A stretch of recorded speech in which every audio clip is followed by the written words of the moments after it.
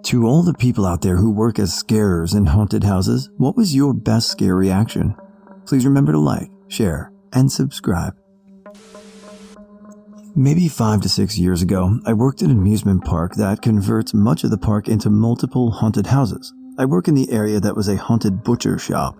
I was in a room that was supposed to be where everything got gutted, and the wall had this thick fake gore with a person-shaped outline. I wore a suit that had the same fake gore in the front.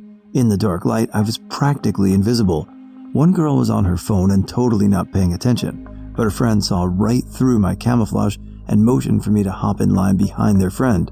I followed them for a little ways, and finally, this chick looks up from her phone and starts to turn to talk to her friend, not realizing that I was mere inches behind her. She turns, and we're close enough that I can see her pupils as they widen. She jumped probably a foot in the air and sprinted through the rest of the maze. Her friends couldn't stop laughing on the way out. The coolest room I ever worked in was very innocent seeming at first. It was the last room in a fairy tale themed house. It looked like the inside of a little storybook cottage. Cutesy music was playing. There was a fake window with a meadow painted outside it. On a wall was a chalkboard and pieces of chalk available. The chalkboard was split down the middle by a line said, "Were you scared?" at the top, and gave you the option to mark yes or no on one side of the line. That's where I came in. The chalkboard was actually a drop panel, essentially a hidden window that loudly slams open to reveal a cast member on the other side. I was painted up like a horrible, gory Snow White. When I dropped the panel, it almost triggered all the lights in the room to go out, except for black lights, which revealed hidden evil drawings all over the walls, and an air cannon would blast people from behind, making them feel like something was touching them.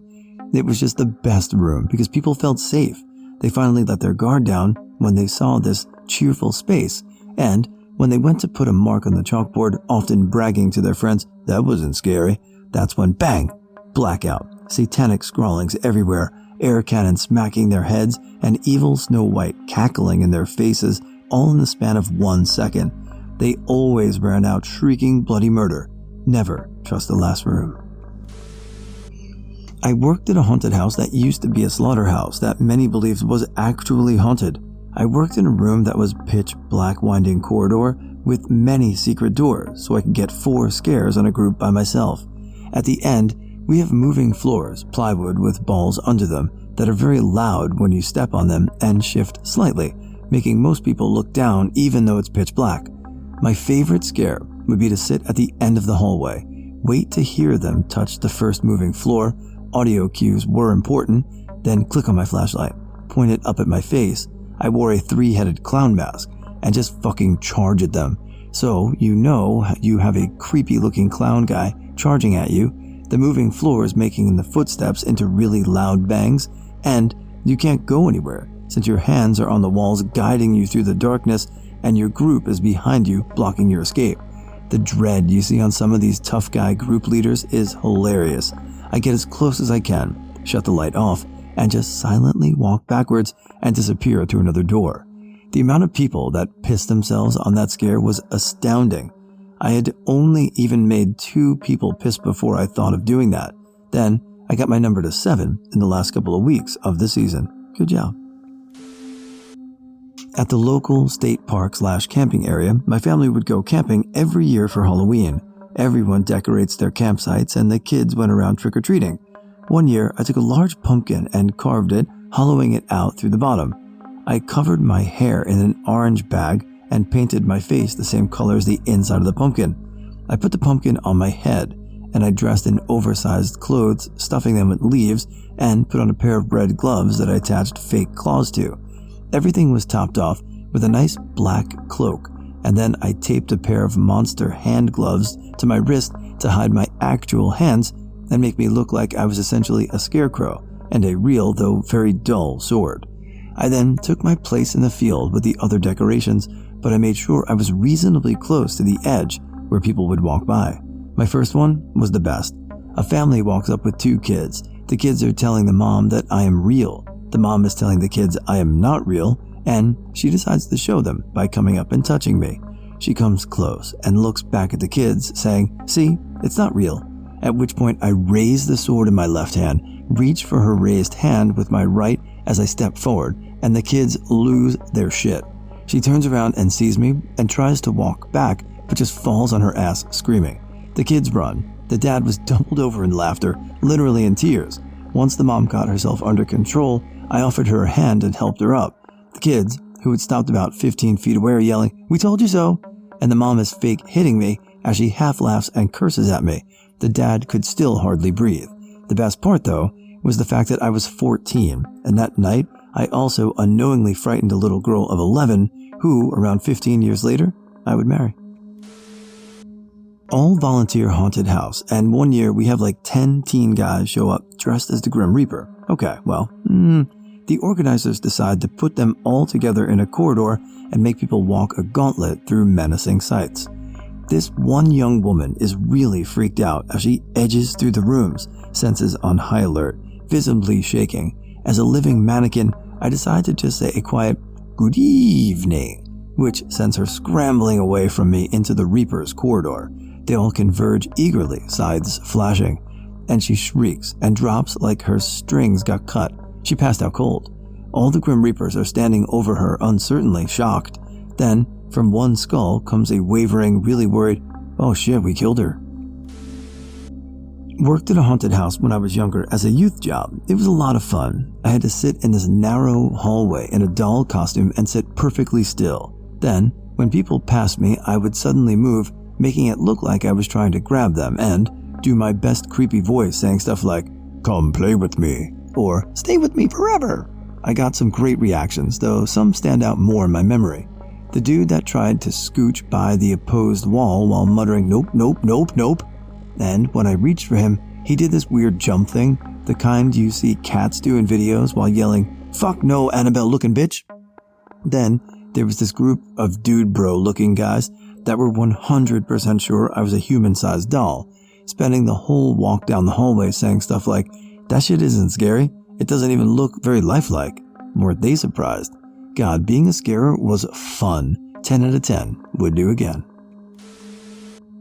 I've been scaring off and on for years, so there are a lot. I worked as a generic scarer where my creepy makeup was having one of my eyes blown out, so I had mountains of goo on my face every night. A guy got freaked out and basically facepalmed me right in the fake non-eye. He then looked down at his hand covered in sticky fake blood and gore, gagged and said, "Oh God," ran out of the exit. I was a scary clown at a different haunt, had a very loud horn rigged to a power drill. Think of a cartoon "Auga" type thing. A few rooms back, we had a first night volunteer who, in my opinion, was kind of a dick to do this because you're interfering with the enjoyment of other people going through the house, since you're not in your place / are rushing them through where they're going to run into others, but whatever. He has a person in this group freaked out and decides to chase them out of the rest of the house with his chainsaw. They come into my room. I go to hop out with my horn, essentially trapping them between a scary clown and a maniac with a chainsaw. It all happened in a split second, and the end result was that I got a full-on decked right in the ear. Fight or flight is no joke. They felt really bad about it and apologized a ton. Most people who hit you do.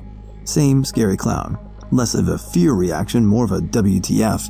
My makeup was bloody and gross, and I wore a tooth stain, so my teeth looked rotten and disgusting. All this to say that there was nothing sexy about me in my makeup. Guy comes through acting macho with his girlfriend. He looks at me, makes a face, and says something along the lines of, "Oh baby, you're so damn sexy." Number one rule in haunting, if you can't scare them, entertain them. So I fell right out of creepy mode and blew him a flirty kiss, complete with a rotten teeth smile. Girlfriend immediately freaks the fuck out on me, starts calling me a bitch and telling me to leave her boyfriend alone or she'd kick my ass. I reiterate that I'm covered in blood, gore, and essentially having faux meth teeth. I'm not exactly sure where the threat was there, but I was glad to be behind the clown cage bars for that one. Simple one. Regular old jump scare. Lady screams, makes an "oh no" face, then quietly says, "I just peed on myself." Volunteered one night at the haunt setup in the Mansfield Reformatory. As an aside, scaring people in an actual haunted prison is amazing. 10 out of 10. Would do again. Ended up as a corpse in the morgue. I'd been given some mouth blood earlier on in the night because I wanted to have some oozing down my chin. The stuff was almost black, very gross looking. I didn't need the full tiny cup I'd been given to complete my look, So for kicks, I took it with me to my room and hid it with my water and stuff. Realized I was getting late and asked for the time. Very likely next group coming through was going to be the last, so I took the blood, tipped it back into my mouth and waited. This was one of those houses where you could touch people if they paid extra, and lo and behold, the last group is just two burly dudes without a care in the world, and they're wearing the "you can touch me" glow necklaces. My friend, other person in the room, knew what I was doing and just sort of lurked creepily to let me do my thing. I approached, put my arms on the shoulders of one guy to stop them. "What does she want?" friend asked. And that's when I proceeded to let this torrent of black blood gush out of my mouth, all down my face and the front of my hospital gown. Jesus fucking Christ. Golden.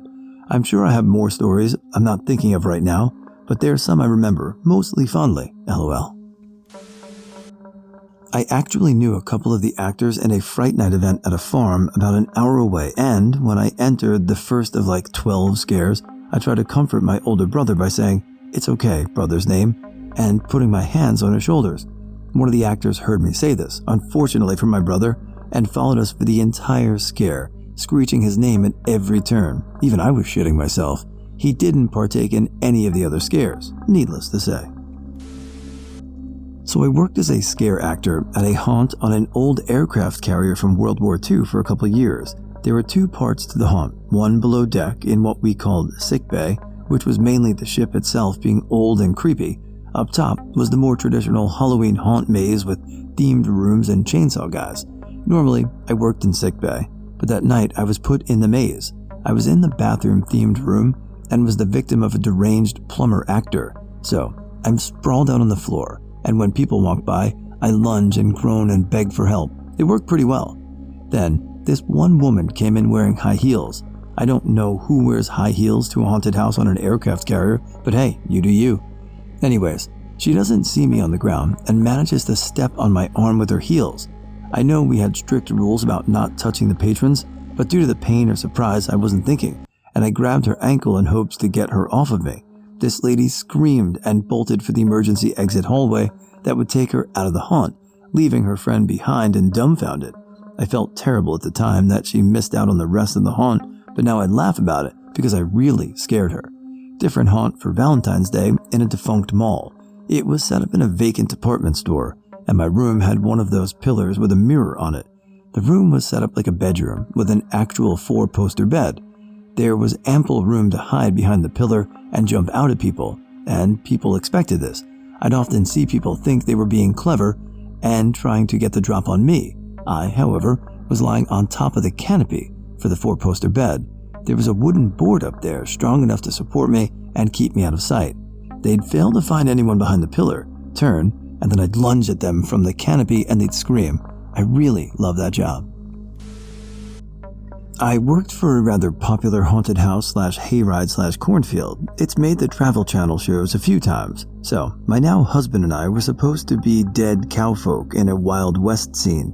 The way it was set up is the people walk in through a big opening in the front. There are 2 buildings on either side where 2 actors should set off the scene. After that, the people walk around a stable-like fenced-off enclosure which put them in this narrowish corridor where I and my husband were. I was on a barrel. He was lying under the fence. From there, the area would open up just a little with a blacksmith. The dude was actually a blacksmith. He'd spend the night making cool shit, and we'd warm up by the fire while we waited for groups. There was an emergency exit that was part of the scenery. The firing thing, I can't remember what it's called, lol, sorry, Forge, and then the entrance to the mine shaft. The entire walk through was maybe 40 feet. Oh, and it was always really dark. Our main source of light was the fire from the blacksmith and nearby hayride. Other than that, we had a few very dimly lit light bulbs. So, one night, we were doing our thing, scaring people and whatnot, when this kid comes booking it through the scene. He's all alone and just fucking terrified. I mentioned the emergency exit because if someone ever said, "I can't do this, I want out," we'd have to exit character, the only time we were allowed to, and escort them out. So this kid is hauling ass. I don't know if he got separated from his group and was trying to find them, or if he said fuck this and wanted to just hurry out, or what, but he gave us about a second to try and scare him as he flashed past us. Well, the ground was uneven, and I think a little damp, and he slipped and fell and slid to a stop against the barrel right by the exit door. My husband and I are like, oh shit. We walk over to him and he's lying on the ground, panting hard, staring up at us with sheer terror in his eyes. I'm like, for real, dude, not playing, are you okay? And he quickly nods, eyes still bugging out and looking between us. I'm like, you sure? Do you need to leave? He takes a second, looks at us again, and shakes his head. I look at my husband and then back at the kid and scream, then get up and get the hell out. Get out, get out, get out. The kid jumped up like he had rockets strapped to his back and fucking hauled ass into the mineshaft, leaving me and my husband rolling. Good times. Not a scarer, but I did work at a theme park with a well-known Halloween event. As such, I got very discounted tickets for it and took my scaredy cat pals to see all the mazes. I have so much respect for scare actors for not breaking character despite friend A turning the corner to see a creepy Victorian-era lady and screaming, "No, no, no, thank you for your service," at the top of her lungs.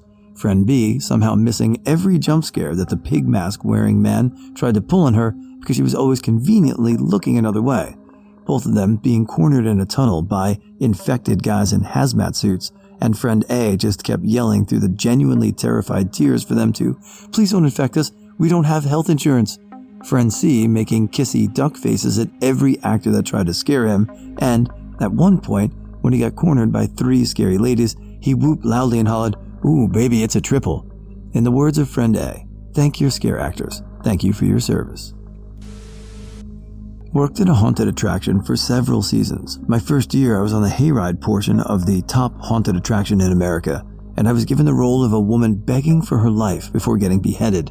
I had to scream and beg for someone to help me, and then ultimately my head would get chopped off. One night, during one of these performances, I accidentally butt-dialed my mom's work phone and ended up leaving a voicemail of me screaming along with my usual, "Please help me, he's gonna kill me." Fast forward to the next morning, Mom goes into work and listens to her voicemails on speakerphone as she normally does. Then, my voicemail from 2 a.m. starts screaming at her. She and all her coworkers freaked out, and she had to call me to make sure I was still alive. My second favorite was when I was camouflaged as Moss inside a haunted house boat scene. I'd hide partially in the darkness and scare people when they were within arm's length. I personally loved picking on the tough guys, usually the biggest screamers. So I see a very large man coming my way, scared the bejesus out of him, and he screamed like a little girl, "Oh, hell no!" And he took off, almost knocking down other patrons to run out of the haunted house. I volunteer as a wall of spooky living mirrors in a little family-friendly haunted house for a couple of nights every Halloween season.